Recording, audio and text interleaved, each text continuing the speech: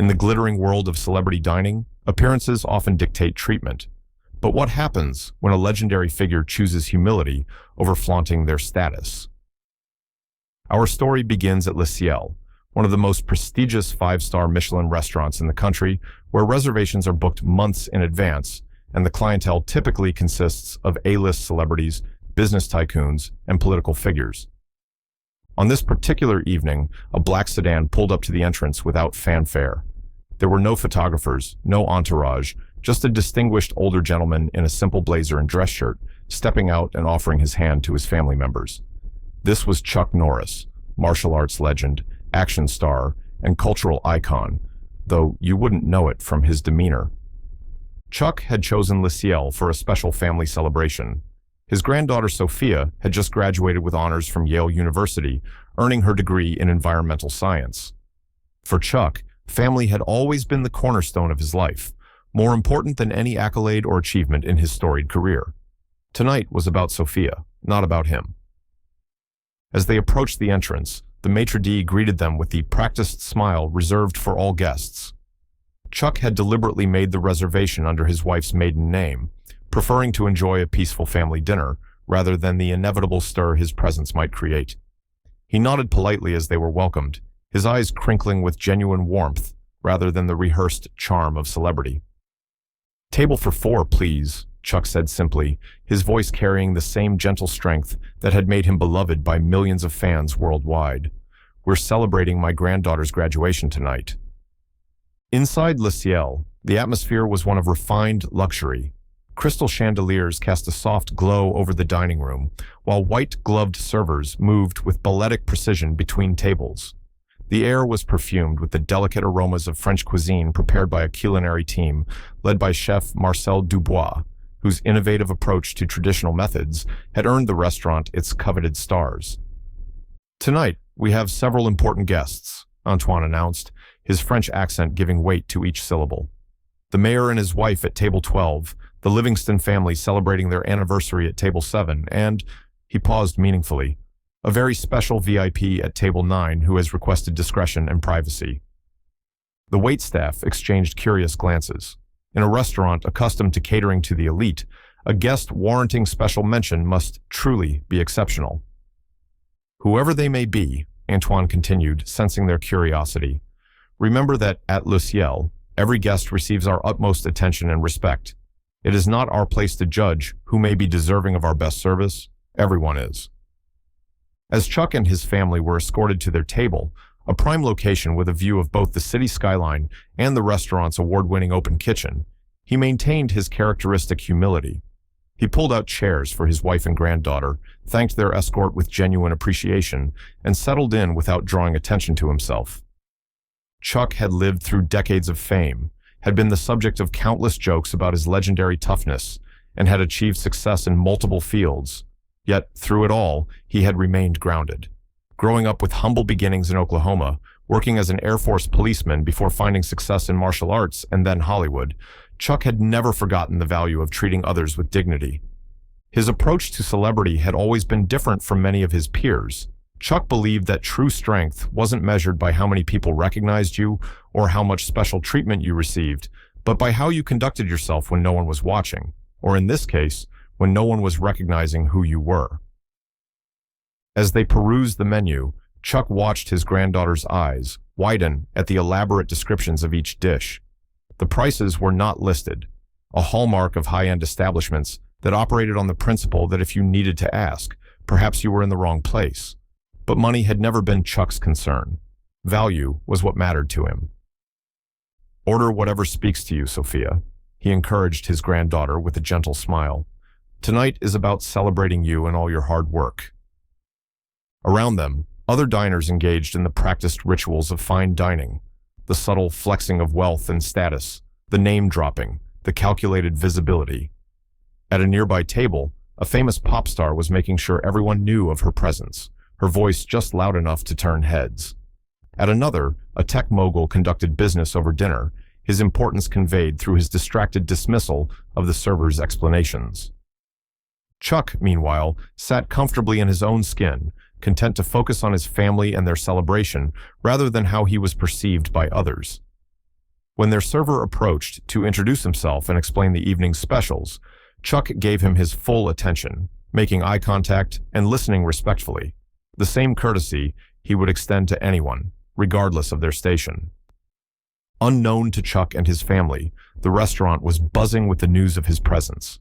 Antoine had recognized him immediately, despite Chuck's understated entrance, and had whispered instructions to the staff. "Mr. Norris is at table 9, he informed them quietly.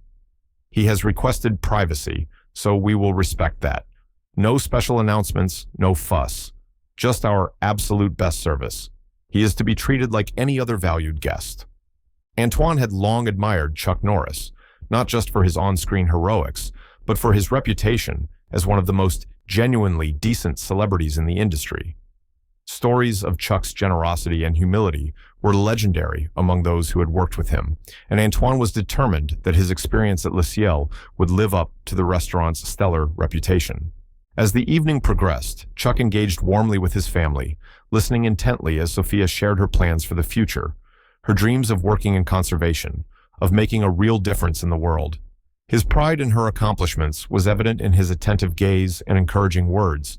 For Chuck, this was what mattered most, not the accolades or the fame or being recognized at a prestigious restaurant, but these precious moments with family, witnessing the growth and success of the next generation.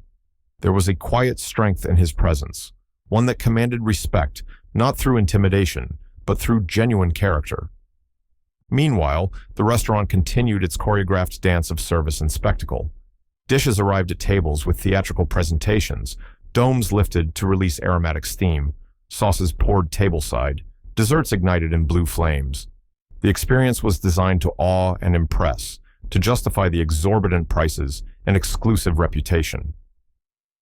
Yet Chuck remained unaffected by the pageantry, appreciating the skill and artistry of the food without needing it to validate his own importance. When their server returned to take their orders, Chuck addressed him with the same respect he would show to a peer. "What would you recommend?" he asked, his tone genuinely interested rather than performatively engaging. "We're celebrating my granddaughter's graduation tonight, and we'd like to make it special." Little did Chuck know that this simple question, asked with sincere respect for the server's expertise, would set in motion a chain of events that would turn the evening in an unexpected direction. For at that very moment, a shift change was occurring, and their original server was being replaced by Sebastian, a young man whose approach to service and to judging his customers was about to collide with Chuck Norris's humble presence in a way that would leave an indelible mark on everyone involved. As Antoine observed from across the dining room, he noticed the change in servers and felt a flicker of concern. Sebastian was undeniably talented, with an encyclopedic knowledge of food and wine and impeccable technical skills. But he also had a tendency to form quick judgments about guests based on their appearance or perceived status, a trait Antoine had cautioned him about repeatedly. Sebastian had yet to learn what Chuck Norris embodied so naturally, that true class has nothing to do with designer labels or public recognition, and everything to do with how you treat others.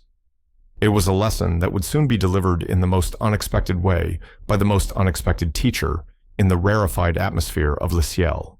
Sebastian Moreau adjusted his bow tie in the staff bathroom mirror, practicing his most charming smile, the one that had earned him generous tips from celebrities and social media influencers who frequented Le Ciel. At 28, Sebastian wasn't just a waiter. He was, in his own estimation, a future culinary star, merely gathering experience before his inevitable rise to fame. "Tonight's the night," he told his reflection confidently. "Chef Dubois will notice me. I just need to impress the right people." Sebastian had been angling for months to move from the front of house to the kitchen, convinced that his refined palate and flair for presentation would make him the next celebrity chef. If only someone would give him the chance. Sebastian's colleague, Maria, pushed open the door to the staff area, her expression harried as she tied her apron. "You're up, Sebastian. Antoine just reassigned tables. You've got 9, 14, and 20. Sebastian's eyebrow arched immediately. 9? Isn't that the VIP Antoine mentioned? Maria nodded, already turning to leave. Don't know who it is, but Antoine says they requested privacy. No special treatment, just excellence. She disappeared through the swinging door back to the dining room. Sebastian straightened his cuffs, a slow smile spreading across his face. In his experience, no special treatment was management code for extremely important, and Sebastian had built his reputation on identifying and catering to influence. He'd developed a sixth sense for spotting the power players, the ones who could elevate your career with a single Instagram post or a word to the right person. As he made his way through the bustling kitchen, Sebastian mentally cataloged the occupants of his newly assigned tables. 14 was a young tech entrepreneur known for lavish spending and social media documentation of every meal. 20 was a Saudi prince traveling incognito, but whose watch alone could pay Sebastian's rent for a year. And 9? Sebastian felt a flutter of anticipation, perhaps a film director, a fashion icon, someone who could appreciate Sebastian's understanding of fine dining, and more importantly, someone who might remember him. Sebastian emerged into the dining room, scanning for table 9 with practiced nonchalance. His eyes settled on a family of 4, an older man in a simple blazer that, while well-made, certainly wasn't from this season's collection. A dignified woman Sebastian assumed was his wife, a younger couple, likely their daughter and son-in-law, or possibly granddaughter and her partner. Sebastian's initial excitement deflated instantly. They weren't wearing designer labels, no flashy jewelry. The older man's watch looked expensive, but understated, quality over ostentation. These weren't influencers or celebrities. They were just ordinary people. In the split second it took to assess table 9, Sebastian made a calculation that would prove catastrophic. These guests, while clearly well off enough to afford Le Ciel, weren't the kind of connection that would advance his career. They weren't the type to post about their dining experience or name-drop their server to Chef Dubois. Adjusting his priorities immediately, Sebastian decided to serve them competently, but save his true performance, his detailed descriptions of dishes, his wine pairing suggestions, his personal anecdotes about Chef Dubois' inspiration, for tables 14 and 20. "Good evening," Sebastian said as he approached Chuck Norris's table, his smile professional but lacking the warmth he reserved for his more valuable guests. "I'm Sebastian, and I'll be your server tonight. May I start you with our selection of sparkling waters or perhaps a bottle of wine?" Chuck looked up with genuine warmth, his eyes crinkling at the corners. "Hello, Sebastian. We're celebrating my granddaughter's graduation tonight. What would you recommend for a special occasion?" Sebastian glanced at the young woman, who smiled shyly. Under different circumstances, he might have engaged, asked about her degree, used that to suggest a thematic wine pairing that would create a memorable moment. Instead, he offered a practiced response. "Our sommelier has selected several excellent champagnes," he said flatly, already looking past them to where the tech entrepreneur at table 14 was waving for service. "I can send him over if you'd like." "That would be wonderful," Chuck replied, either not noticing or choosing to ignore Sebastian's distraction. "Thank you." As Sebastian moved away, mentally dismissing table 9 as routine, he approached table 14 with a completely transformed demeanor. His posture straightened, his smile became genuine, and his voice took on an almost conspiratorial tone. "Mr. Reynolds, a pleasure to see you again. How was your trip to Singapore?" Sebastian had memorized details about this particular guest from social media research and previous visits. "I've asked Chef to prepare something special tonight, a preview of next month's menu, if you'd be interested." The tech entrepreneur beamed at the recognition and special attention, immediately pulling out his phone to document the interaction. This, Sebastian knew, was how you built a reputation, by cultivating relationships with people who mattered. From his table, Chuck observed the stark difference in Sebastian's behavior, how the young man had practically dismissed his family only to transform entirely for the flashier guests nearby. Chuck wasn't offended. He'd experienced far worse in his long career, but he noticed, filing the observation away as he always did. Over at table 20, the Saudi prince was ordering the restaurant's most expensive wine, and Sebastian practically floated across the floor to assist, offering detailed tasting notes and the vineyard's storied history. The prince seemed moderately impressed, which Sebastian counted as a win. It was nearly 15 minutes before Sebastian returned to Chuck's table, by which time they had been served water by a busboy and had studied the menu thoroughly. The sommelier had visited briefly, but had been called away to authenticate a rare vintage for another table before taking their order. Have you decided? Sebastian asked, his tone efficient rather than engaging. We have some questions about the menu, Chuck began politely. My granddaughter is interested in the chef's tasting menu, but she has a shellfish allergy. Would substitutions be possible? Sebastian suppressed a sigh. Special requests were time-consuming, especially for guests who likely wouldn't appreciate the nuance of Chef Dubois' carefully orchestrated progression of flavors. I'll have to check, he said, making a quick note that conveyed his mild annoyance. The tasting menu is designed to be experienced as conceived by Chef. Alterations compromise the vision. Chuck's wife frowned slightly, but Chuck placed a gentle hand over hers on the table. We understand the artistry involved, he said, with the patience of someone who had spent a lifetime mastering a discipline himself. We'd just like to know if accommodations are possible. I'll inquire, Sebastian replied, his tone making it clear this was an imposition. As Sebastian moved to the kitchen, he passed Maria, who was serving an adjacent table with gracious attention. How's it going with the VIP? She whispered, nodding toward table 9. Sebastian scoffed quietly. That's the VIP? Some retired businessman and his family? I thought it would be someone important. Maria's eyes widened slightly. Sebastian, Antoine specifically mentioned, I know, excellence for everyone. Sebastian cut her off with a dismissive wave. But look at Reynolds and his Instagram stories, and the prince just ordered the 82 Bordeaux. Those are the real VIPs tonight.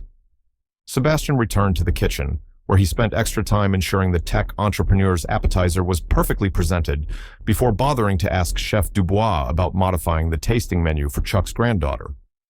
Meanwhile, Chuck continued to observe the restaurant dynamics with quiet awareness.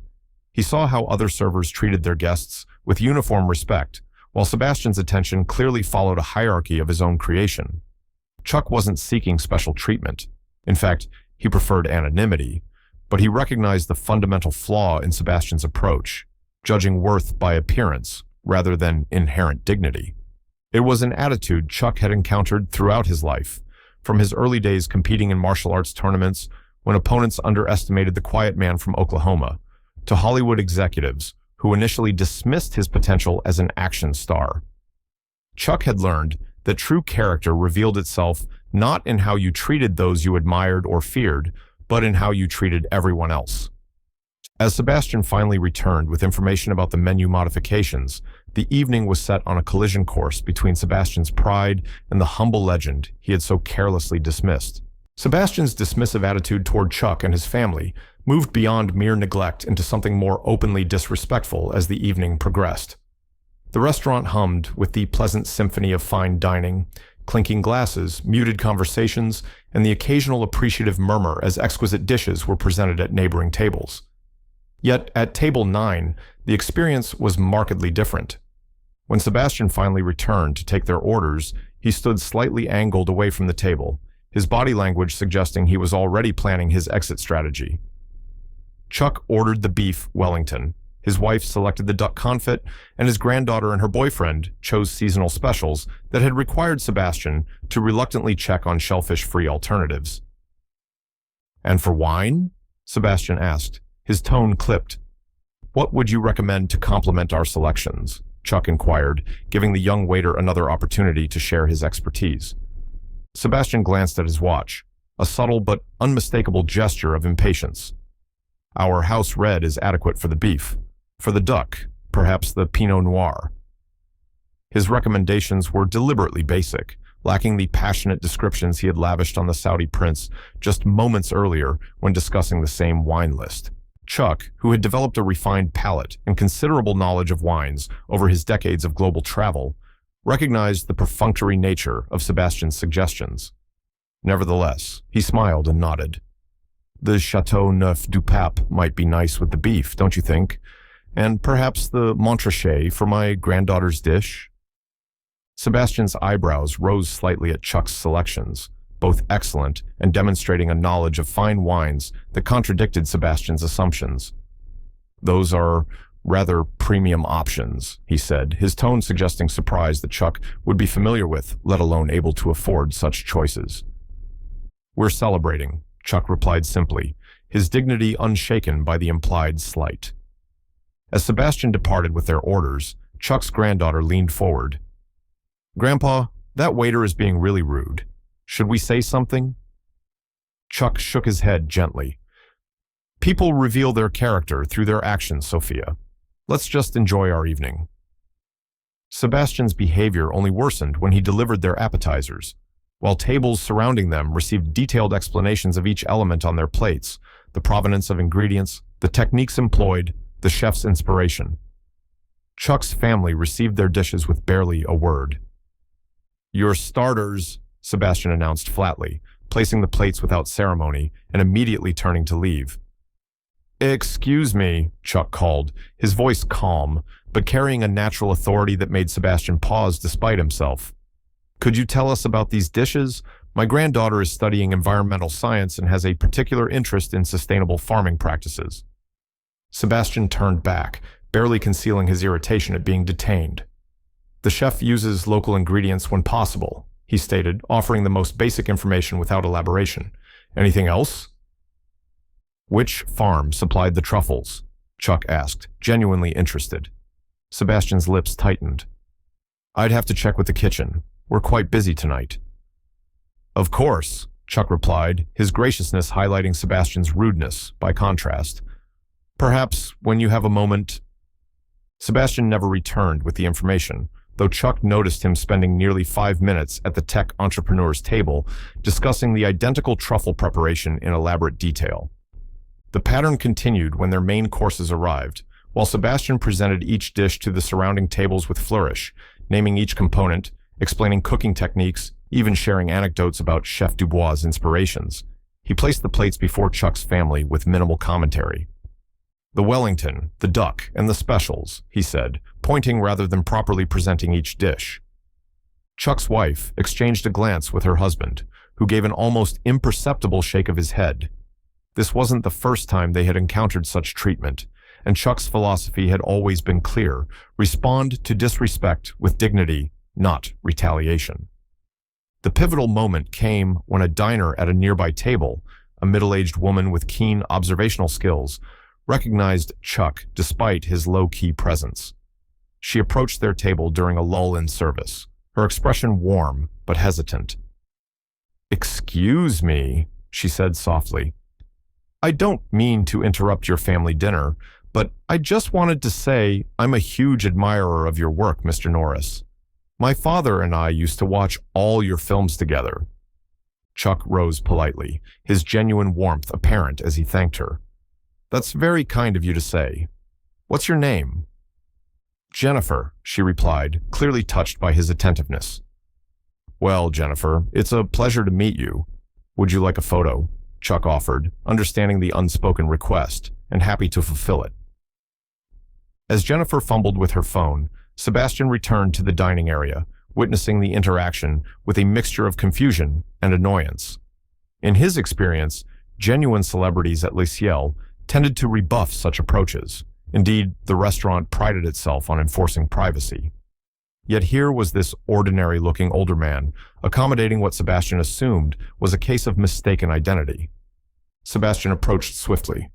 "Madam, I must ask you to return to your table. We have a strict policy about disturbing other guests." Jennifer blushed with embarrassment. "I'm sorry, I just wanted to thank Mr. Norris." "Mr. who?" Sebastian interjected with thinly veiled condescension. "I think you're confused. Please return to your table." Chuck, ever gracious, intervened. "It's no trouble at all. Jennifer wasn't disturbing us." Sebastian's disbelief was evident in his expression. This customer was clearly playing along with a mistaken fan, rather than correcting her. "Sir, shall I take your wine selection now?" he asked, pointedly changing the subject, while practically dismissing Jennifer with his body language. After Jennifer retreated to her table, mortified by Sebastian's treatment, Chuck's granddaughter could no longer contain her frustration. "Grandpa, this is ridiculous. He doesn't even realize who you are." Chuck patted her hand gently. "It's not about who I am, Sophia. It's about how we treat people, all people, regardless of who we think they are." Sebastian returned moments later to discuss wine selections, his attitude now tinged with subtle mockery. He had convinced himself that the older man was playing some sort of game, pretending to be a celebrity for attention. "Now, about those wines you mentioned," Sebastian began, his tone patronizing. "The Châteauneuf-du-Pape is quite a sophisticated choice. Allow me to suggest something more accessible, perhaps better suited to your palate." The implication was clear. Sebastian didn't believe Chuck would appreciate or understand fine wine. Chuck's son-in-law tensed visibly, but Chuck himself remained unperturbed. "I'm quite familiar with the vineyard," Chuck replied calmly. "We visited there several years ago. The 2015 vintage should be excellent now if you have it in your cellar." Sebastian's smile tightened. "The 2015 is $650 a bottle, sir." "That seems reasonable for the occasion," Chuck replied without hesitation. Sebastian departed with the wine order, but not before muttering just loudly enough to be heard, "We'll see if the card clears." At the server station, Maria noticed Sebastian's obvious disdain as he input the wine order. "What's going on with table 9?" she asked. "You look like you just sucked a lemon." "Guy's a piece of work," Sebastian replied, acting like he's some big shot, claiming some woman recognized him as Chuck Norris of all people, and now ordering our premium wines like he's trying to impress his family. Maria's eyes widened. "Wait, did you say Chuck Norris?" "Yeah, ridiculous, right?" Sebastian scoffed. "Just some older guy with a beard playing pretend, probably to justify bringing his family to a restaurant they can't afford." Maria looked genuinely confused. "Sebastian, didn't Antoine tell you who was at table 9? "Just some VIP who wanted privacy," Sebastian shrugged. Clearly, Antoine was mistaken. As Sebastian moved to the wine cellar to retrieve Chuck's selection, Maria shook her head in disbelief. The collision course between Sebastian's arrogance and reality was accelerating, with Chuck Norris's legendary patience about to face its ultimate test. The atmosphere at Chuck's table had shifted from mild discomfort to genuine tension. His granddaughter Sophia kept glancing around the restaurant, noting how other tables received attentive, almost reverential service, while their experience had devolved into something bordering on hostility. Chuck's son-in-law James had fallen silent, his jaw visibly clenched, while Chuck's wife Margaret maintained a dignified composure that mirrored her husband's, though the tightness around her eyes betrayed her displeasure. Sebastian returned with the expensive bottle of Châteauneuf-du-Pape, presenting it with noticeably less ceremony than he had shown for other tables ordering premium wines. He held the bottle toward Chuck, with an expression that could only be described as challenging. "Your selection, sir," Sebastian said, his tone carrying a subtle edge of mockery. "Would you like to inspect the label?" "Please," Chuck replied calmly, taking the bottle and examining it with the practiced eye of a true connoisseur. He checked the vintage, the seal, and the condition, before nodding his approval. "This looks excellent." Sebastian took the bottle back, his movements deliberately slow as he made a show of opening it. Not the elegant ritual usually performed for guests ordering fine wine, but rather an exaggerated demonstration that suggested Chuck might be unfamiliar with proper wine service. As he removed the cork, Sebastian leaned closer to Chuck than was necessary. "You know," Sebastian said in a voice just loud enough for the table to hear, "we typically recommend guests review our wine list prices before ordering. This particular selection is quite ambitious." Chuck's son-in-law James set down his water glass with enough force to draw glances from nearby tables. "What exactly are you implying?" he asked, his patience clearly fraying. Sebastian smiled thinly, pouring a small amount into Chuck's glass for tasting. "Just ensuring everyone is informed. We wouldn't want any surprises when the bill arrives." The restaurant had grown quieter, the surrounding conversations dimming as other diners began to notice the uncomfortable exchange. Chuck lifted the glass, swirled the wine gently, and inhaled its bouquet before taking a small sip. Despite Sebastian's rudeness, Chuck maintained his focus on the wine itself, appreciating the craftsmanship that had gone into its creation. "It's perfect," Chuck said simply. "Please pour for everyone." Sebastian complied, but his movements had become increasingly theatrical, as though performing for an audience, which, in a way, he was. The surrounding tables had definitely taken notice, with several guests exchanging uncomfortable glances or watching with undisguised interest. "Before you go," Chuck said as Sebastian finished pouring. "Could you tell us about tonight's specials again? My granddaughter was interested in the chef's inspiration." Sebastian didn't quite roll his eyes, but his expression conveyed similar sentiment. As I mentioned earlier, Chef Dubois uses seasonal ingredients. The preparation is traditional French with modern influences. His explanation was deliberately vague and dismissive, lacking the passionate detail he had provided to other tables. "I see," Chuck replied, maintaining his composure. "And the sauce on my Wellington? It has a distinctive aroma that suggests a unique preparation." Sebastian's patience had clearly worn thin. "It's a reduction, sir. Very complex. Probably not something I could explain in terms that would be accessible." The condescension in his voice was unmistakable. Chuck nodded, seemingly unaffected by the slight. "Thank you. That will be all for now." As Sebastian walked away, Chuck reached across the table to squeeze his granddaughter's hand reassuringly.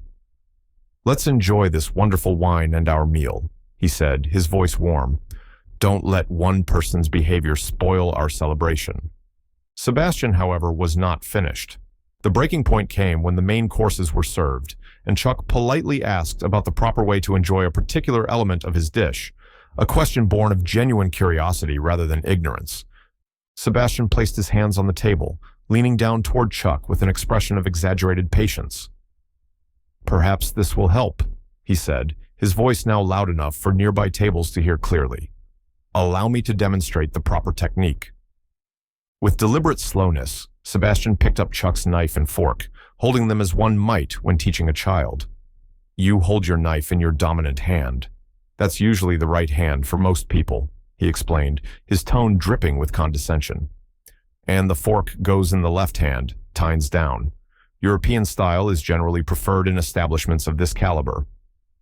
The restaurant had fallen completely silent now.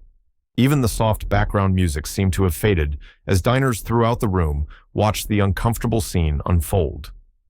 Chuck's wife, Margaret's face had flushed with embarrassment, not for her husband, but for the spectacle being created around them. Sophia looked close to tears, her evening of celebration thoroughly ruined. Sebastian, emboldened by what he perceived as Chuck's docile acceptance of his behavior, continued his performance. "When cutting your meat, small, controlled movements are best," he demonstrated with exaggerated precision. "We find that many first-time visitors to fine dining establishments tend to struggle with the etiquette." A woman at a nearby table audibly gasped at the rudeness, while another diner shook his head in disbelief. The Saudi prince, who had been receiving Sebastian's fawning attention all evening, watched with obvious disapproval. Sebastian straightened, apparently satisfied with his demonstration. "Now, about this wine you've selected," he said, lifting the bottle again and examining the label with theatrical skepticism. "Given its price point, I should confirm, are you absolutely certain you wish to proceed with this order? I wouldn't want there to be any discomfort when it comes time to settle the bill." He set the bottle down and reached into his pocket, producing a small machine. "Perhaps I should verify your payment method now." "Just to ensure everything is in order, it's a service we occasionally provide for guests who may be stretching beyond their usual means." The credit card reader in Sebastian's hand represented the final straw, a public suggestion that Chuck might not be able to afford his family's meal.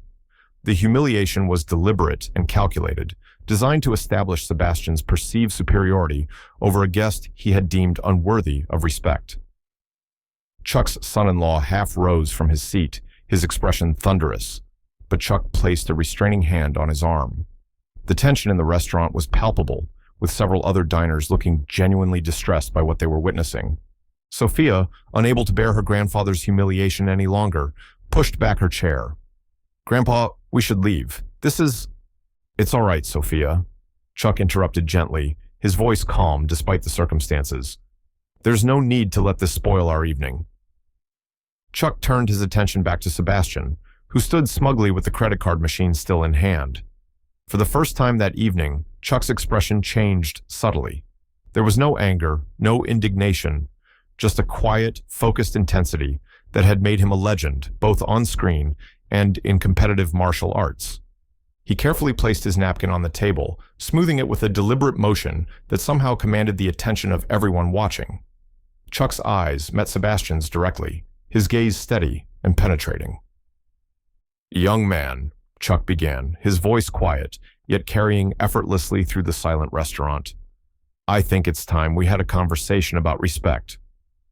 The simple statement, delivered without heat, but with unmistakable authority, hung in the air.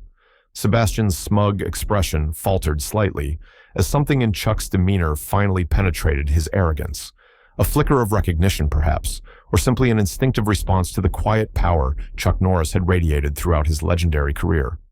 At that precise moment, as though summoned by some cosmic timing, the restaurant manager Antoine appeared at the edge of the dining room, his expression transitioning from professional composure to absolute horror as he took in the scene before him.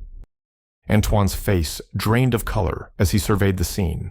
Sebastian standing over Chuck Norris's table with a credit card reader in hand, the restaurant fallen silent, and the legendary actor and martial artist sitting with the contained power of a man who had spent decades mastering self-control. In that moment, Antoine realized that his carefully orchestrated evening had spiraled into a potential disaster of epic proportions. "Mr. Norris!" Antoine exclaimed, his French accent thickening with distress as he rushed across the dining room. "Please accept my most profound apologies for this unforgivable breach of etiquette." The effect of Antoine's words was immediate and electric. Throughout the restaurant, heads turned sharply toward Table 9, expressions transforming from uncomfortable sympathy to shock and recognition. The name Norris rippled through the room in hushed whispers, accompanied by widening eyes and subtle gestures. Sebastian remained frozen in place, the credit card reader still extended in his hand, his expression transitioning from smug superiority to dawning horror. The name registered in his consciousness like a physical blow, and his mind raced to process this impossible revelation. Chuck Norris, martial arts champion, action movie legend, cultural icon, had been sitting at his table all evening, enduring his condescension and rudeness with quiet dignity. "Chuck Norris?" Sebastian repeated, his voice barely above a whisper, as though saying the name might somehow make this nightmarish realization untrue. Chuck himself remained seated, his expression unchanged as he regarded Sebastian with the same steady gaze. He didn't speak, allowing the moment to unfold around him rather than claiming center stage, a genuine humility that stood in stark contrast to Sebastian's performance throughout the evening. Antoine gently but firmly took the credit card reader from Sebastian's unresisting hand. "Mr. Norris and his family are honored guests of Le Ciel," he stated, his voice carrying just enough to be heard by nearby tables. "Everything this evening is complimentary, of course." "That won't be necessary," Chuck replied with quiet authority. "We're happy to pay for our meal. We simply expected to be treated with the same respect as your other guests." Sebastian's face had turned an alarming shade of white, then flushed crimson with mortification. His mind flashed through every interaction he'd had with Chuck's table, every dismissive comment, every condescending explanation, every moment he'd chosen to prioritize flashier guests over the unassuming legend sitting quietly in their midst. But worse than these external behaviors was the devastating realization that thundered through Sebastian's consciousness. Chuck Norris had been his childhood hero. These memories crashed over Sebastian like a tidal wave, leaving him speechless and paralyzed. The icon who had shaped his childhood dreams of strength and honor had just witnessed him at his absolute worst, superficial, judgmental, and cruel. "Sebastian," Antoine said sharply, breaking through his stunned silence, "return to the kitchen immediately." Sebastian opened his mouth, but no words emerged. What could he possibly say? What apology could suffice for an entire evening of deliberate disrespect? He managed a jerky nod before backing away from the table, nearly colliding with a busboy in his haste to escape the scene of his humiliation. As he retreated, the whispering throughout the restaurant intensified. Diners who had recognized Chuck were sharing the information with their companions, some discreetly pointing, others taking subtle photographs with their phones. The tech entrepreneur who had enjoyed Sebastian's fawning attention all evening was frantically typing on his device, no doubt sharing his proximity to the legend on social media. In the kitchen, Sebastian stumbled through the swinging doors and collapsed against the wall, his breath coming in short, panicked gasps. The kitchen staff paused in their work, watching him with various expressions of curiosity and concern. "What happened out there?" one of the line cooks asked, spatula suspended in midair. I... Sebastian couldn't form a coherent sentence. How could he possibly explain that he had just spent the evening humiliating his childhood hero, that he had demonstrated exactly the opposite of every value Chuck Norris stood for? Maria pushed through the doors from the dining room, her expression a mixture of sympathy and exasperation. "Everyone's talking about it out there," she said, approaching Sebastian. "Antoine tried to tell you it was Chuck Norris at table 9. He never said, he just said VIP, Sebastian protested weakly. "He shouldn't have had to specify," Maria replied. "That's the whole point. We're supposed to treat everyone with respect, remember? Excellence for everyone. That's what Antoine always says." Sebastian slid down the wall until he was sitting on the floor, his head in his hands. The magnitude of his mistake was crushing, not just professionally, but personally. In trying to impress people he thought mattered, he had revealed his worst self to someone who had once inspired his best.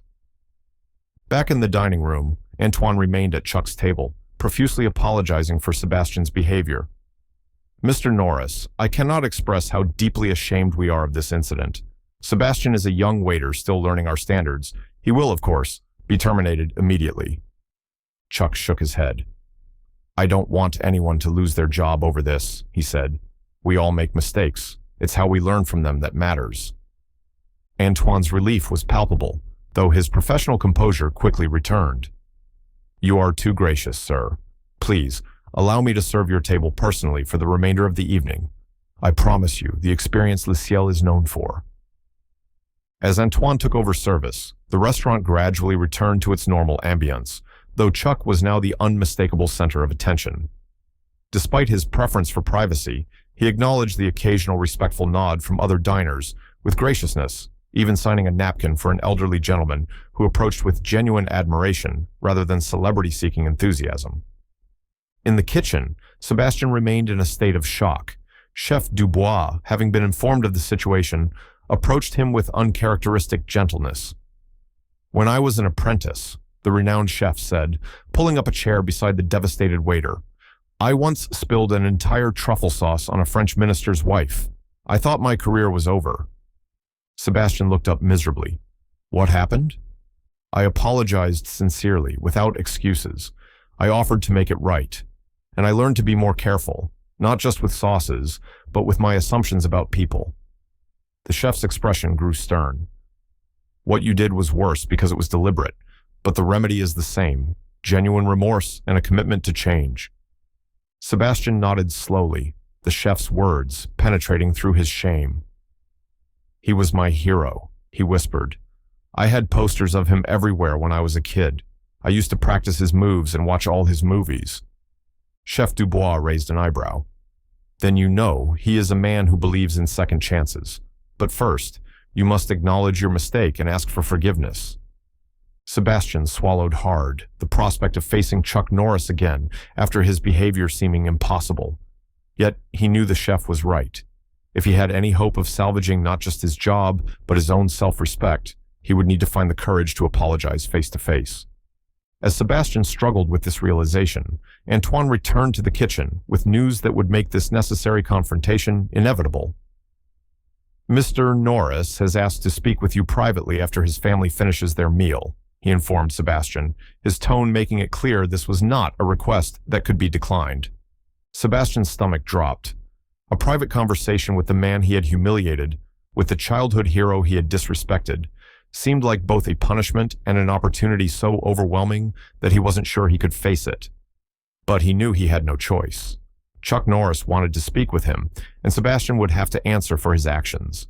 Sebastian stood outside the private dining room, his hand trembling slightly as he raised it to knock. Antoine had arranged this space, normally reserved for celebrity guests seeking privacy from the beginning of their meal, for Chuck Norris's requested conversation. The dinner service had concluded, Chuck's family had been escorted to the restaurant's comfortable lounge area with dessert and coffee, and now the moment of reckoning had arrived. Sebastian had spent the past hour in a state of anxiety, so profound it had manifested physically. His collar felt too tight, his palms were slick with sweat, and his heart hammered against his ribs like a trapped bird. He had rehearsed a dozen apologies in his mind, each one seeming more inadequate than the last. How could words possibly address the depth of his disrespect? Before his knuckles could make contact with the door, a calm voice spoke from within. "Come in, Sebastian." The young waiter froze, momentarily startled. He hadn't made a sound. How had Chuck known he was there? With a deep breath that did little to steady his nerves, Sebastian pushed open the door. Chuck Norris sat alone at a small table, his posture relaxed but dignified. He had removed his jacket, and in the warm lighting of the private room, he looked less like a Hollywood legend and more like a wise elder, someone's respected grandfather rather than an action star. Yet there was an undeniable presence about him, a quiet strength that filled the space without dominating it. "Mr. Norris," Sebastian began, his voice barely above a whisper. Chuck gestured to the chair across from him. "Please, sit down." Sebastian complied, perching on the edge of the seat as though prepared to flee at any moment. He couldn't bring himself to meet Chuck's eyes, instead fixing his gaze on his own tightly clasped hands. "I want to tell you a story," Chuck said, his tone conversational rather than confrontational. "When I was 19 years old, I joined the United States Air Force and was sent to South Korea as a military policeman. I was just a kid from rural Oklahoma. I'd never been outside the country, never experienced another culture." Sebastian looked up, surprised by this unexpected beginning. "My first week there," Chuck continued, "I went to a local restaurant off base. I didn't speak the language, didn't understand the customs. When the owner approached me, I spoke very loudly and slowly in English, as if volume could overcome the language barrier." Chuck shook his head at the memory. "I was trying to order by pointing at another customer's food, acting out what I wanted. I was young and ignorant and probably seemed extremely disrespectful to everyone watching." Sebastian remained silent, uncertain where this story was leading, but captivated nonetheless. "The restaurant owner could have thrown me out," Chuck said. "He would have been justified. Instead, he sat down across from me, just like this, and began teaching me a few Korean phrases. He showed me how to properly acknowledge him, how to express gratitude. He treated my ignorance not as an insult, but as an opportunity for growth." Chuck leaned forward slightly. "That moment changed my life. It was the beginning of my interest in martial arts, in Eastern philosophy, in a deeper understanding of respect and humility. That restaurant owner could have responded to my disrespect with anger, but he chose to respond with teaching." For the first time since entering the room, Sebastian found himself able to meet Chuck's steady gaze. "Why are you telling me this?" he asked softly. "Because I recognize something in you," Chuck replied. "Something I've seen many times before, in young fighters, in actors new to the business, in people who believe that projecting strength means diminishing others." Sebastian flinched at the accuracy of the assessment, but Chuck continued without pause. "Pride is a natural human quality, Sebastian. The desire to be seen as important, to be valued. There's nothing inherently wrong with that. But when we tie our worth to how we compare to others, when we need someone else to be less so we can feel like more, we've lost our way." The words struck Sebastian with the precision of a martial arts master, finding vulnerable points he hadn't known were exposed. Tears pricked at his eyes, but he blinked them back, determined to face this moment with at least a fraction of the dignity Chuck had shown all evening. "The way you treated me and my family tonight," Chuck said, his tone still remarkably free of accusation, "reveals more about your own insecurities than it does about us. You decided our worth based on our appearance, our perceived status, our usefulness to your ambitions." "I'm so sorry," Sebastian whispered, the words finally breaking free. "You were my childhood hero. I had your posters on my wall. I used to practice your moves and—" He stopped, embarrassment washing over him afresh. "And then I treated you like you were nothing. I've never been so ashamed in my life." Chuck nodded, acknowledging the apology without immediately absolving him. "Apologies are important, but they're just the beginning. The question now is, what will you learn from this?" Sebastian took a shaky breath. "I don't know how to make this right." "You don't need to make it right," Chuck replied. "You need to make it matter. Let this experience change how you see people, not just celebrities you recognize, but everyone. The measure of a person isn't in their fame or their wealth or what they can do for your career, it's in their character.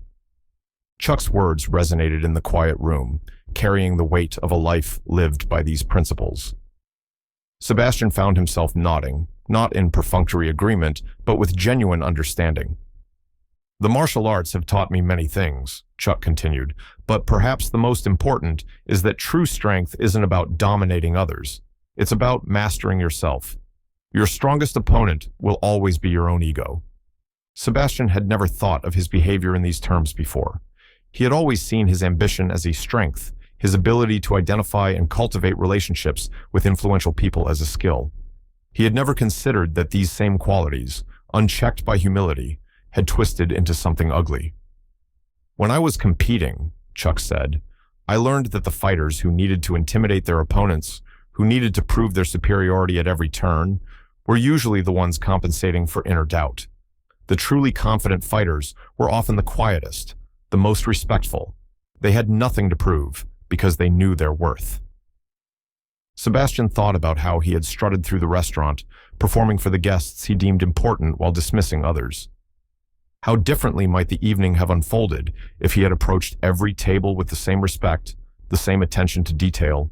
How much more might he have learned, grown, connected?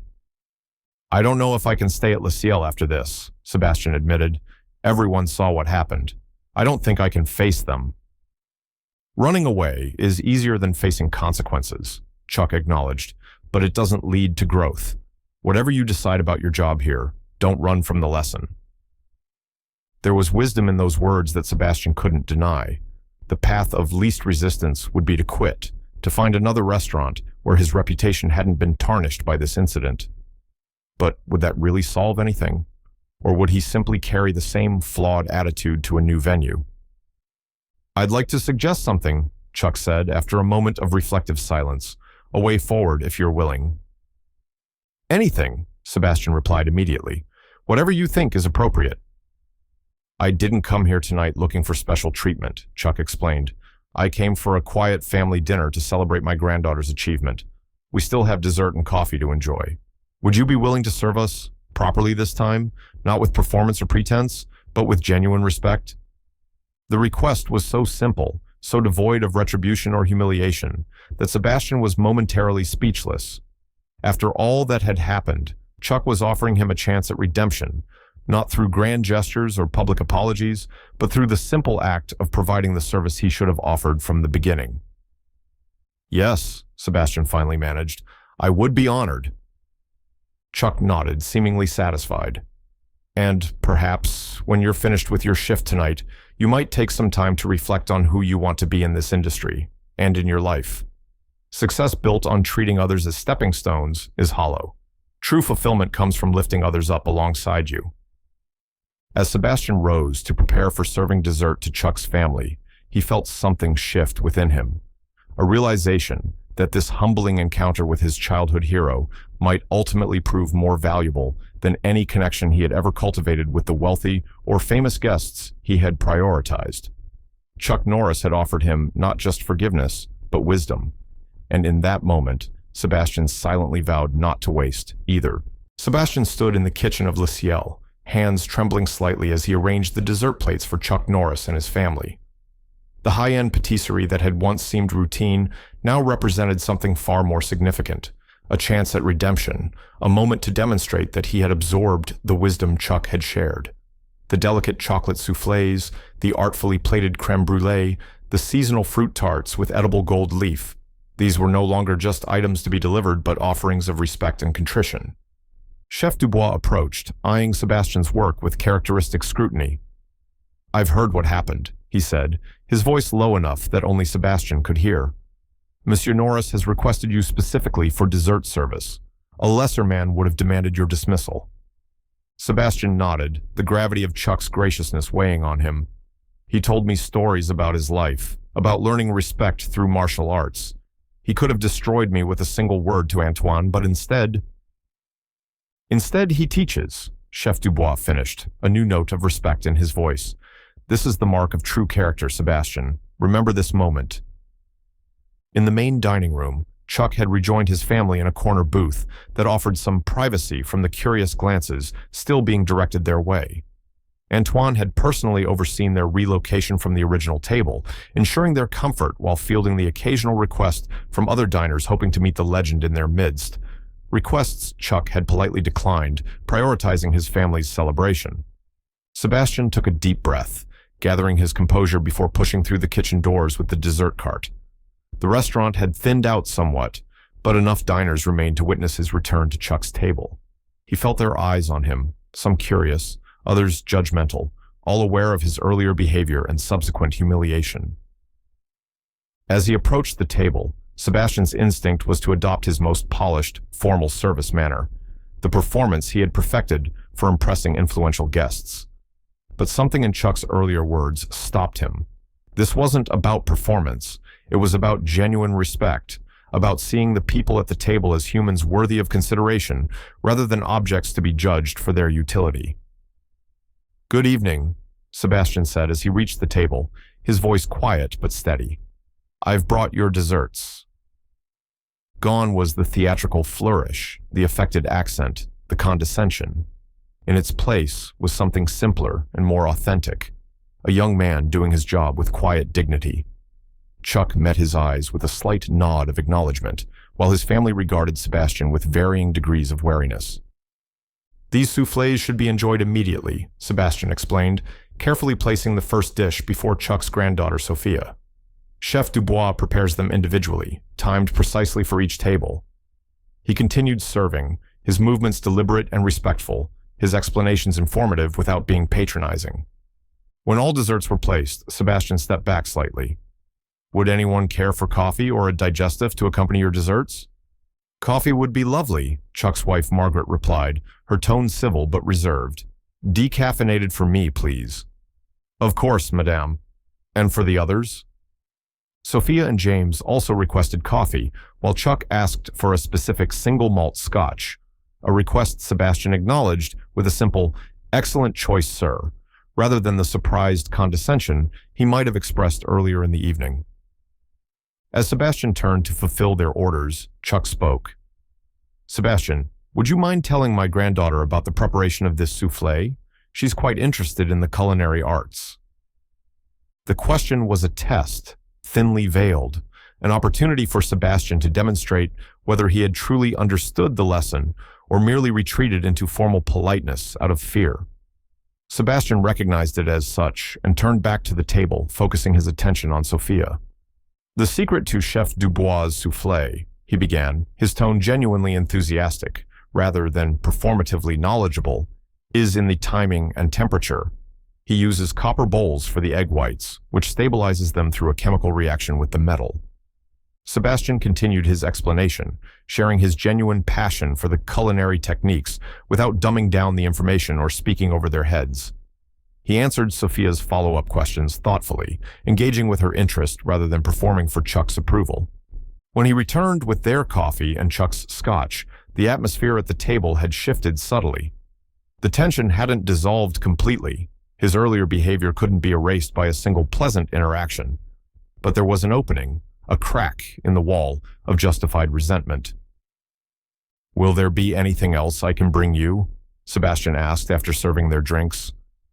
"No, thank you," Chuck replied. "This is perfect." Sebastian nodded and began to step away when Sophia spoke up. "Actually, I have one more question about the restaurant, if you don't mind." "Of course," Sebastian replied, turning his full attention to her.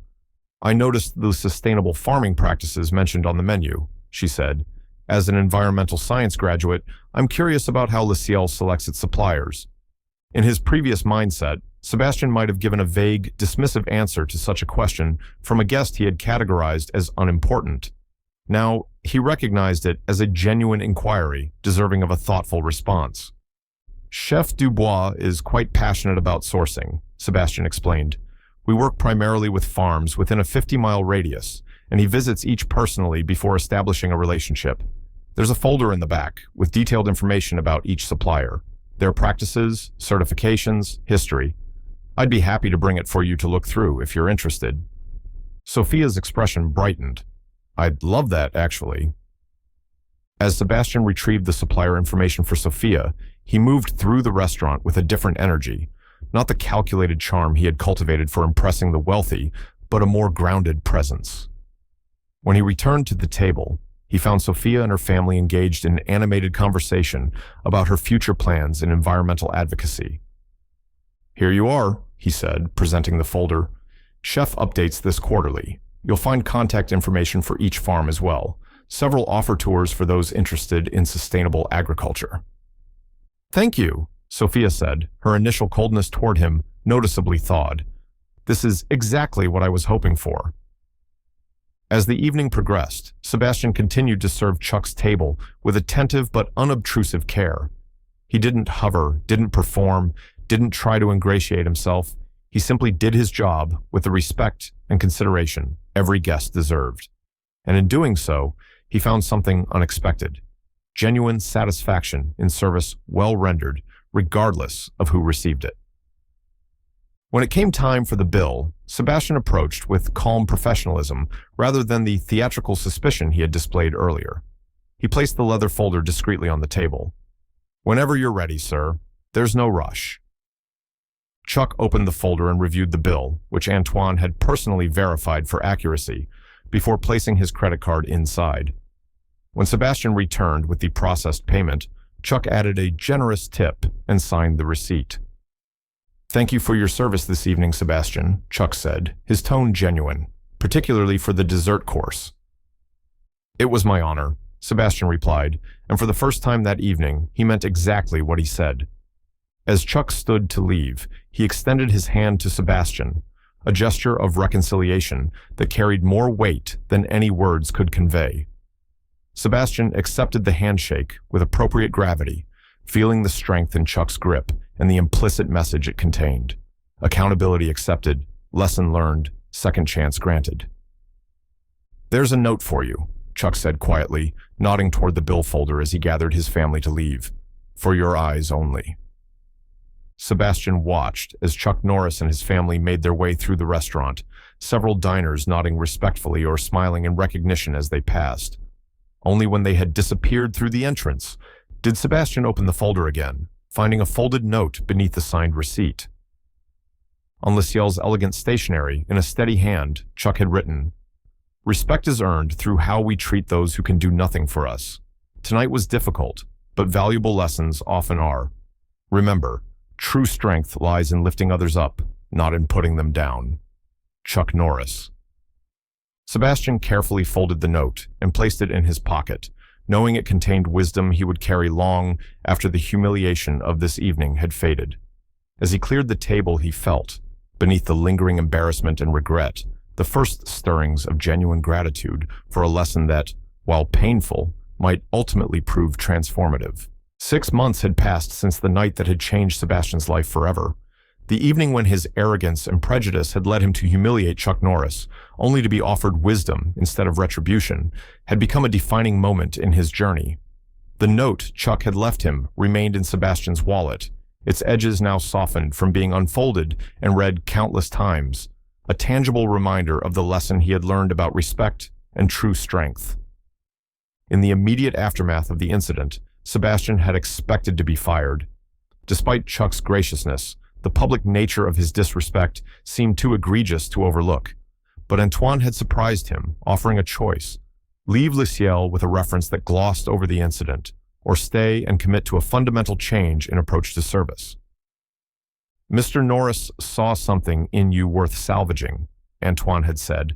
"I am willing to trust his judgment once, but you must earn your place here anew, starting from the bottom."